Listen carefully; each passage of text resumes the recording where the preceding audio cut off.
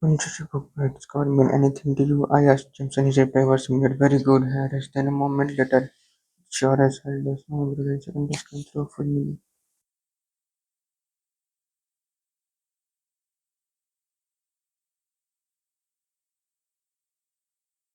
Okay.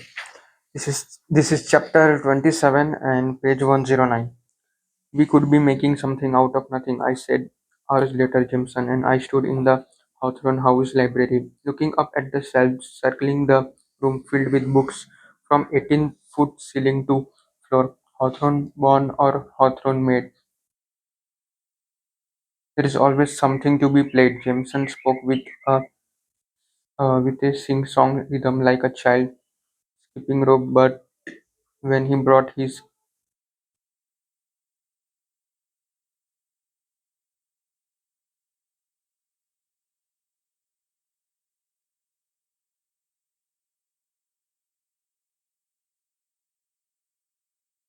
When he brought his gaze down from the shelves to me, there were nothing childlike in his expression. Everything is something in Hawthorne House.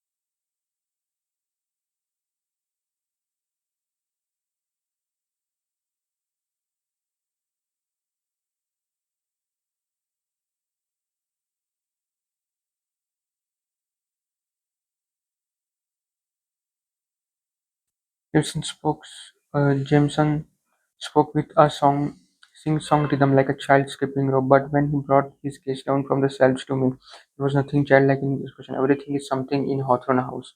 Everything I thought and everyone. Did you know how many times in my life one of my grandfather's puzzle has sent me to this room? Jameson turned slowly in a circle. He's probably rolling in his grave that it took me this long to see it. What do you think we are looking for? I asked. What do you think we are looking for, Harris? Simpson had a way of making everything sound like it was either a challenge or an invitation or both. Focus. I told myself I was here because I wanted answers at least as much as the boys beside me did. If the clue is a book by its cover, I said, turning the riddle over in my mind, then I'd guess that we are looking for either a book or a cover, or maybe a mismatch between the two. A book that doesn't match its cover. Jameson's expression gave no hint of what he thought of that suggestion. I could be wrong. Jameson's lips twisted, not question, not quite a smile, not quite a smile. Everyone in little, everyone is a little wrong sometimes. Harris, an invitation and a challenge. I had no intention of being a little wrong, not with him. The sooner my body remembered that, the better. I physically turned away from Jameson to do a 360 slowly, taking in the scope of the room. Just looking up and the shelves felt like standing at the edge of the Grand Canyon. We were completely encircled by books. Going up 2 stories, there must be thousands of books in here. Given how big the library was, given how high the shelves went up, if we were looking for a book mismatched to its cover sleeve, this could take hours, I said. Jameson smiled. With it this time, don't be ridiculous, Harris. It could take days. We worked in silence. Neither one of us left for dinner. A thrill ran through my body. Each time I realized that I was holding a first edition. Every once in a while, I'd flip a book open to find a sign Stephen King, J.K. Rowling, Toni Morrison. Eventually, I managed to stop pausing in awe at what I held in my hands. I lost track of time, lost track of everything except the rhythm of pulling books off shelves and covers of books, replacing the cover, replacing the book. I could hear Jameson working. I could feel him in the room. As we moved through our respective shelves, closer and closer to each other, he had taken the upper level. I was working down below. Finally, I glanced up to see him right on the top of me. What if we are wasting our time? I asked. My question echoed through the room. Time is money, Harris. You have plenty to waste. Stop calling me that. I have to call you. something and you didn't seem to appreciate mystery girl or the abbreviation thereof. It was on the tip of my tongue to point out that I didn't call him anything. I hadn't.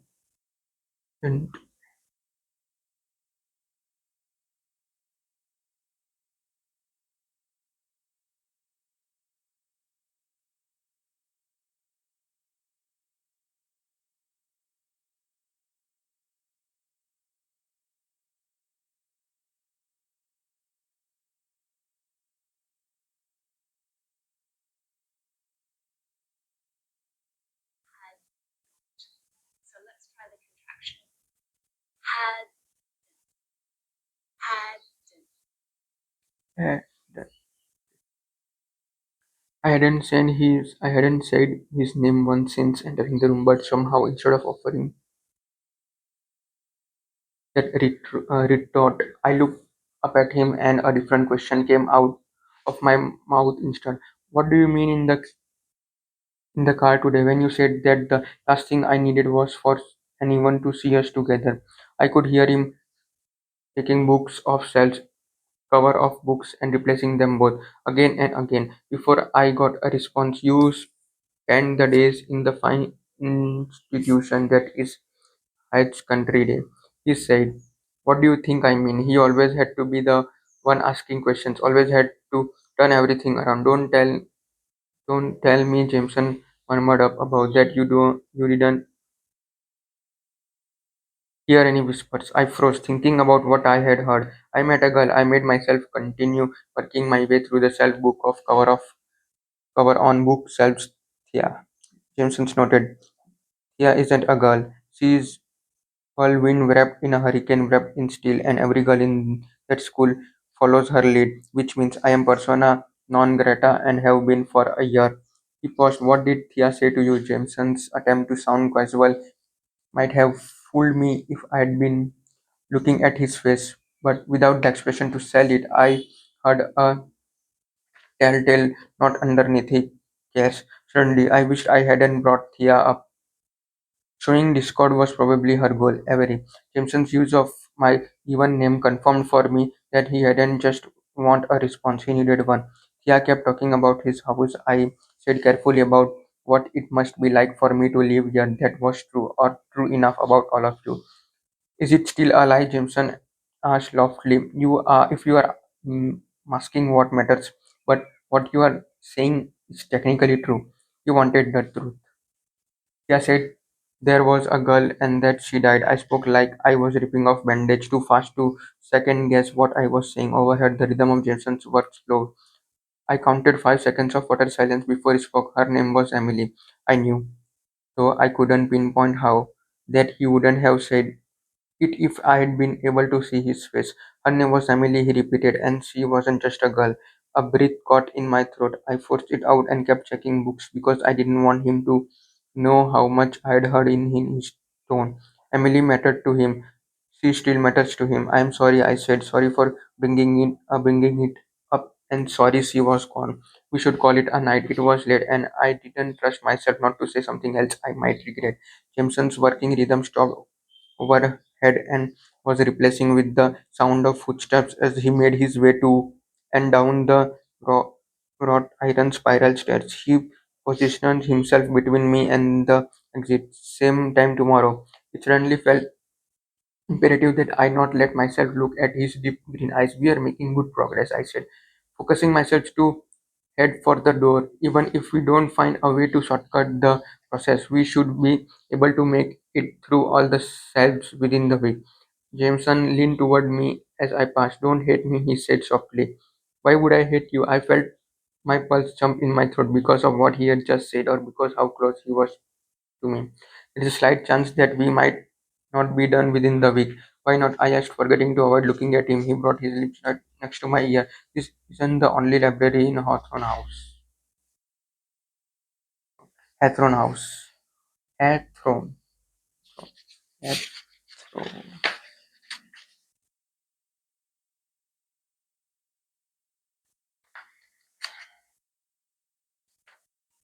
Hathorne House. How many libraries? Chapter 25. How many libraries did this place have? That was what I focused on as I walked away from Jason, not the feel of his body too close to mine, not the fact that Thea hadn't been lying when she had said that there was a girl or that she had died. Emily, I tried and failed to banish the whisper in my mind. Her name was Emily. I reached the main staircase and hesitated. If I went back to my being now, if I tried to sleep, all I would do was replay my conversation with Jameson again and again. I glanced back over my shoulder to see if he had followed me and saw, or an instead, my head of security had told me I was safe here. He seemed to believe it, but still he trailed me, invisible until he wanted to be seen. Turning in Turning in for the night, Oren asked me. No, there was no way I could sleep, no way I could even close my eyes. So I explored down one long hall. I found a theater, not a movie theater, but something closer to an opera house. The walls were golden and red velvet. Curtain obscured what had to be a stage. The seats were on an incline. The ceiling arcades,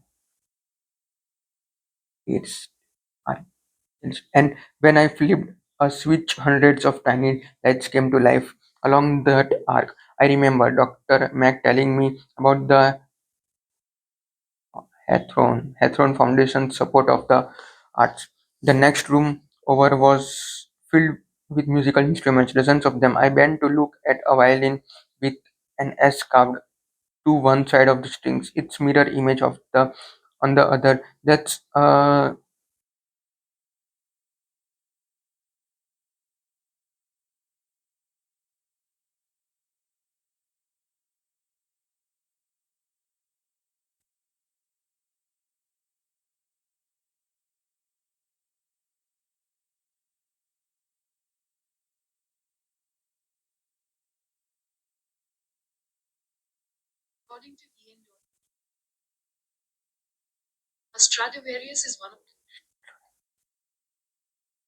That's Stradivarius. Those words were issued like a threat. I turned to see Grayson standing in the doorway. I wondered if he has been following us and for how long. He stared at me, his pupils black and fathomless, the irises around them ice gray. You should be careful, Miss Cramps.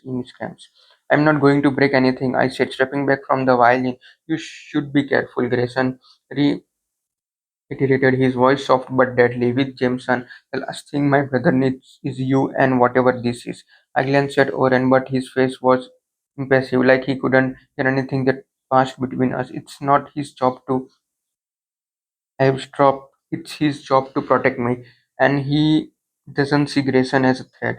This being me, I shot back, on the terms of your grandfather's will. I wasn't the one who would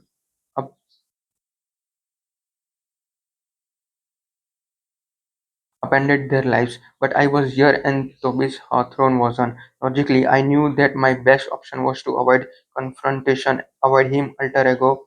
This was a big house. Standing this close to Grayson, it didn't feel nearly big enough. My mother hasn't left her room in days. Grayson stared at and into me. Xander nearly blew himself up today. Jameson is one bad idea away from ruining his life, and none of us can leave the estate without being haunted by the press. The property damage they have caused alone. Say nothing, turn away, don't engage. Do you think this is easy for me? I asked instead. Do you think I want to be stalked by the paparazzi? You want the money? Grayson Hawthorne looked down at me from on high. How could you not growing up the way you did? This wasn't this was just dripping with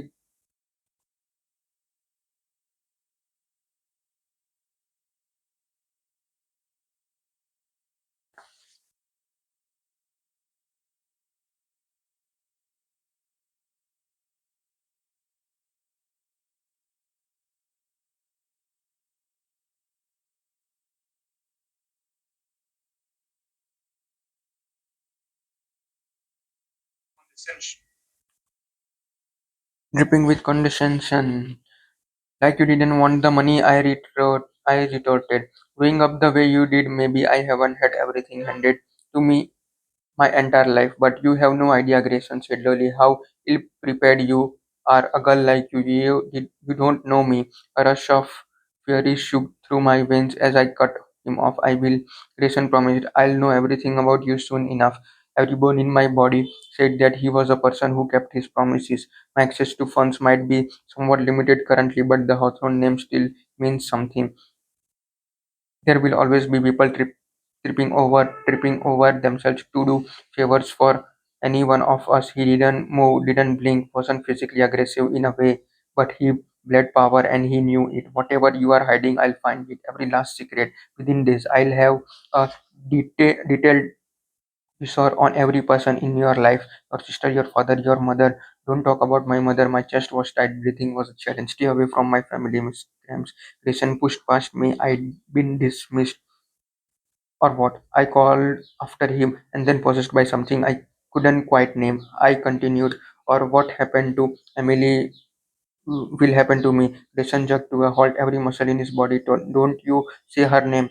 His posture was angry, but his voice sounded like it was about to crumble, like I'd gutted him.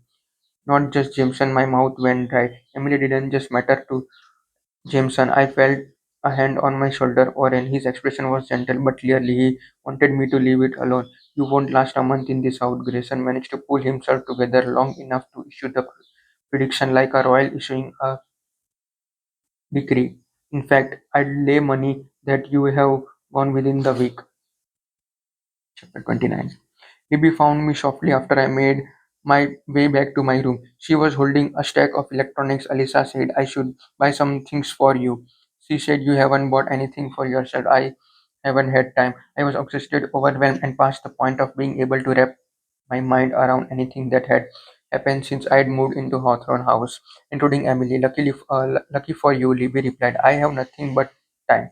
She didn't sound entirely happy about that, but before I could probe further, she began shutting things down on my desk, new laptop, a table, an e-reader loaded with romance novels in case you need some escapism. Look around at this place. I said, my life is escapism at the moment.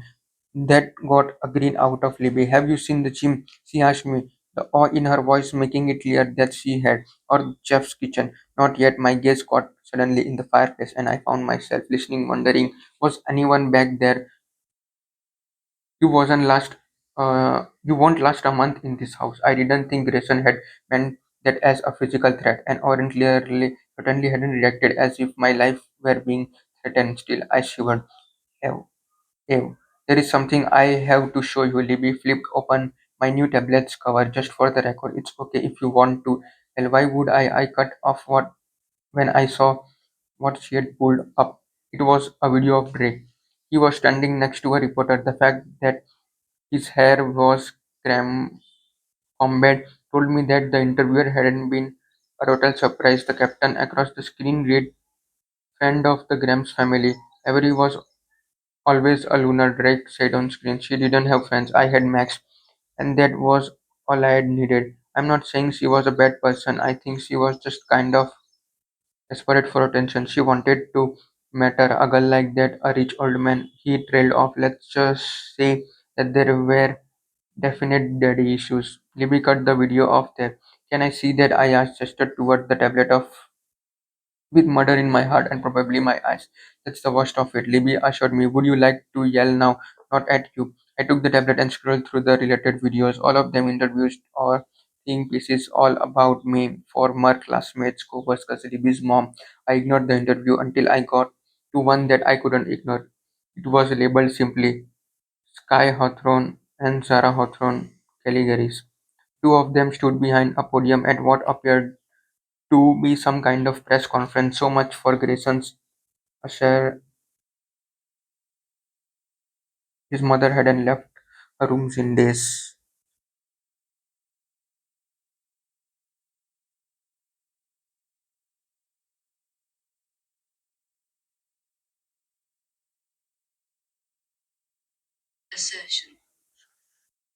So much for Grayson's assertions that his mother hadn't left her room in days.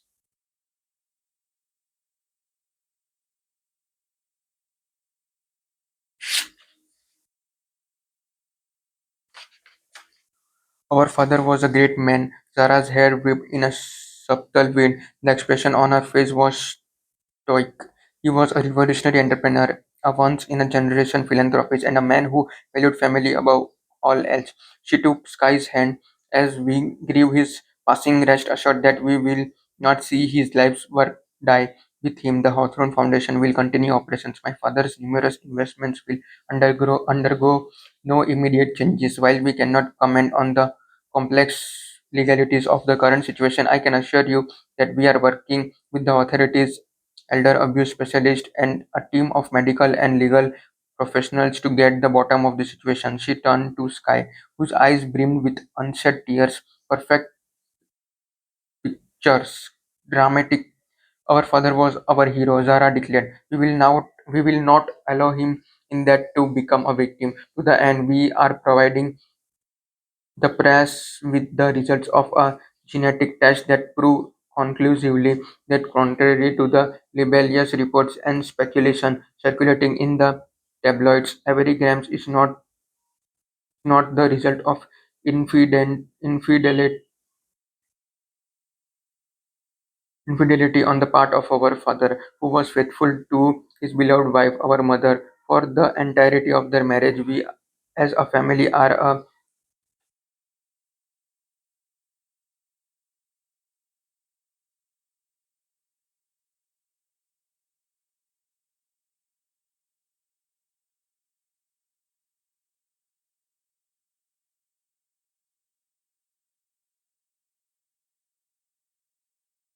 at the recent events.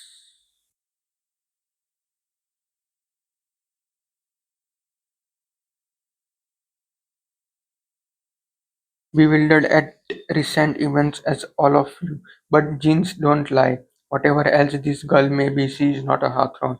The video cut off, dumbfounded. I thought back to Grayson's parting shot. I'd lay money that you are gone within the week. Elder abuse specialist Libby was agog and guest beside me. In the authorities I read, plus a team of medical specialists, she might not have come right out and said that I am under investigation for defrauding a dementia-ridden old man, but she sure as hell implied it. She didn't get to do that. Libby was pissed. A blue head ponytail, gothic belle of fury. She can just say whatever she wants. Call Elisa. You have lawyers. What I had was a headache. This wasn't unexpected, given the size of the fortune at stake.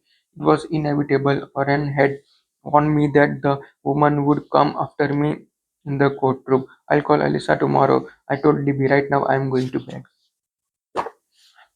Chapter 30. You don't have a legal leg to stood on.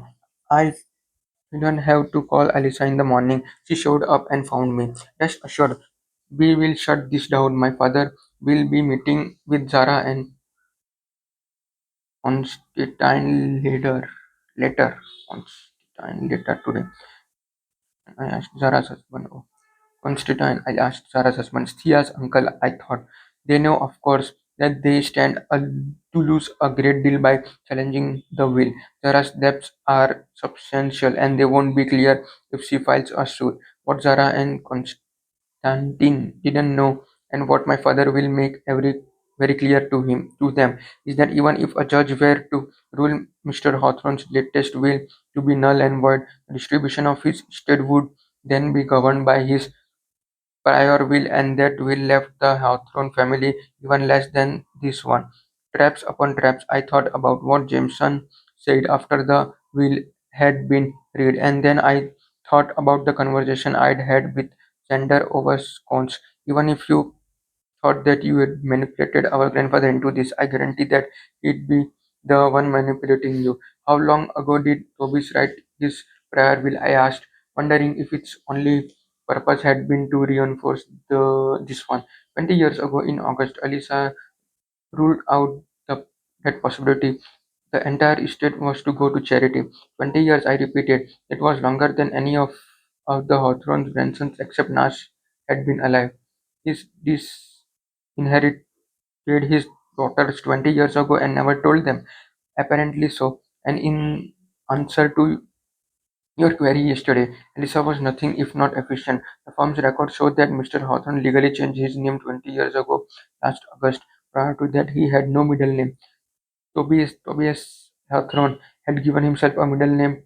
At the same time, he disinherited his family. Tattershall, tatters all. Given everything that Jameson and Zander had told me about the grandfather, that seemed like a message. Leaving the money to me and before me that to charity wasn't the point. His inheriting his family was. What the hell happened 20 years ago in August? I asked. Elisa seemed to be weighing her response. My eyes narrowed, and I wondered if any part of her was still loyal to Nash, to his family. Mr. Hawthorne and his wife lost their son that summer. Toby, he was 19, the youngest of their children. Elisa paused, then forced on. Toby had taken several friends to one of his parents' vacation homes. There was a fire. Toby and three other young people perished. I tried to wrap my mind around what she was saying. Toby Hawthorne had written his daughters out of his will after the death of his son. He was never the same after Toby died. Sarah had said that when she had thought she had been passed over for her sister and sons, I searched my mind for Sky's reply. Disappeared. Sky had insisted, and Sarah had lost it. Why would Sky say that Toby disappeared? Elisa got caught off guard by my question. Clearly, she didn't remember the exchange at the reading of the will. Between the fire and the storm that night, Elisa said once she had recovered, Toby's remains were never definitely found.